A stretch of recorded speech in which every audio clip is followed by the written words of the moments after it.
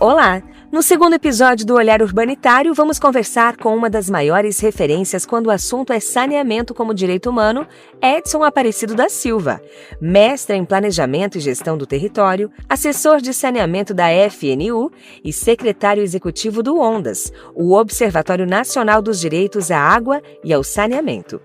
Hoje, Edson nos ajuda a entender os impactos da privatização do saneamento para quem trabalha no setor, e principalmente para a população mais vulnerável. Edson, do ponto de vista dos trabalhadores e trabalhadoras do saneamento, quais têm sido os impactos mais imediatos e concretos quando os serviços são privatizados? Eu acho que o processo de privatização das empresas e serviços de saneamento no Brasil, tanto no âmbito estadual quanto municipal, ele tem impactado de forma muito concreta e objetiva a vida dos trabalhadores e trabalhadoras, urbanitários e urbanitárias. Na minha opinião, esse impacto ele se manifesta em diversas dimensões, né? Por exemplo, atingindo conquistas históricas, que foram fruto de muitas lutas ao longo dos anos, né? Conquistas como planos de cargo, carreira e salários, condições de trabalho, recomposição de perdas inflacionárias, aumento real de salário. O que a gente começa a perceber é que todas essas conquistas elas vêm sendo e serão progressivamente aniquiladas e destruídas pelos novos dirigentes das empresas privatizadas, né? E na sua ânsia de aumentar o lucro, o ataque aos direitos e conquistas dos trabalhadores entra fortemente na agenda, né? Acho que um aspecto que merece de destaque é o que se relaciona à organização sindical. E eu acho que isso tem se expressado muito e isso tende a se expandir, o enfraquecimento dos sindicatos e da organização coletiva dos trabalhadores. Bom, por que isso ocorre, né? Ocorre, primeiro, porque você tem uma redução significativa dos quadros de profissionais, em todos os níveis de atuação dentro das empresas, e essa diminuição de trabalhadores, ela afeta de maneira dura a sobrevivência financeira e estrutural das entidades sindicais. Mas também não se trata só desse aspecto econômico, né, esse impacto econômico. Há um processo político de cerceamento da organização na base, né, do movimento sindical. Você corre risco de ter diminuição de delegados sindicais, de dirigentes liberados para o trabalho sindical e para fazer as reuniões periódicas nos locais de trabalho, né? E eu acho que tem também um aspecto que é muito forte com as empresas privatizadas, que é o receio dos trabalhadores dessas empresas em se aproximar do sindicato, de se associarem, de participarem das assembleias e aderirem a greves, paralisações. Eu acho que esse medo todo ele acaba contribuindo para o isolamento e para a fragilização dessa ação coletiva, né? Eu acho que surge um elemento novo nessa situação, que é o assédio moral. Porque na medida em que as exigências de cumprimento de metas para prestar contas aos acionistas, né, elas se ampliam, isso combinado com a diminuição do quadro de funcionários, a tendência é você ter um processo de ampliação do assédio moral.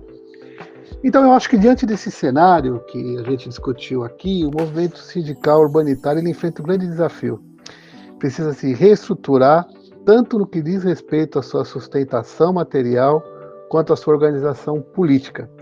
Só assim a gente vai ser possível enfrentar os efeitos da privatização e manter viva a luta pelo direito dos trabalhadores. Os impactos sobre os trabalhadores e trabalhadoras são profundos, mas a privatização também traz consequências diretas para a qualidade do serviço e para a vida da população, especialmente das comunidades mais vulneráveis. No contexto atual, em que vários estados estão entregando o saneamento para empresas privadas, surgem perguntas inevitáveis. O que as experiências concretas revelam? Qual tem sido o efeito real sobre tarifas, cobertura, manutenção e acesso à água?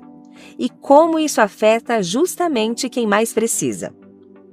É por isso que reunimos as duas próximas questões em um único bloco para compreender o quadro geral. Edson, a privatização costuma ser apresentada como sinônimo de modernização e eficiência. Mas a partir dos estudos da FNU e do Ondas, o que os dados mostram de fato sobre a qualidade dos serviços após a entrega ao setor privado? E quando o saneamento deixa de ser política pública e passa a seguir a lógica empresarial, o que muda na vida da população mais vulnerável? O que nós temos assistido nesse processo de privatização do saneamento no nosso país é muito diferente daquilo que a grande imprensa e os defensores da privatização apresentam para a sociedade brasileira, né? Na prática, o que nós já estamos observando, a FNU e o Ondas têm se dedicado a estudar isso, né? Que esse modelo ele não será a fórmula capaz de garantir a universalização do acesso ao serviço de saneamento para todas as pessoas do nosso país, independentemente da capacidade de pagamento que essas pessoas tenham, e independentemente dos locais e das condições de moradia. E a razão para isso que a gente já encontra como explicação, né, é que no Brasil já se começa a se configurar um oligopólio de prestadores de serviços de saneamento, né? Na verdade, 5 grandes empresas estão controlando praticamente todo o serviço de saneamento privatizado no país, e com uma característica importante que é de financiarização do saneamento, né?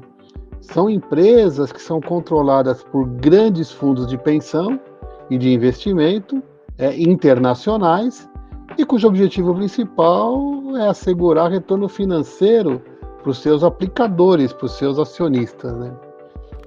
E nesse cenário, o que a gente tem visto? São dirigentes dessas empresas com altas remunerações, né? Remunerações astronômicas, a busca da garantia do lucro, né? E coisas que são totalmente incompatíveis com a necessidade de se levar e garantir saneamento para as áreas mais pobres e vulneráveis da população, né?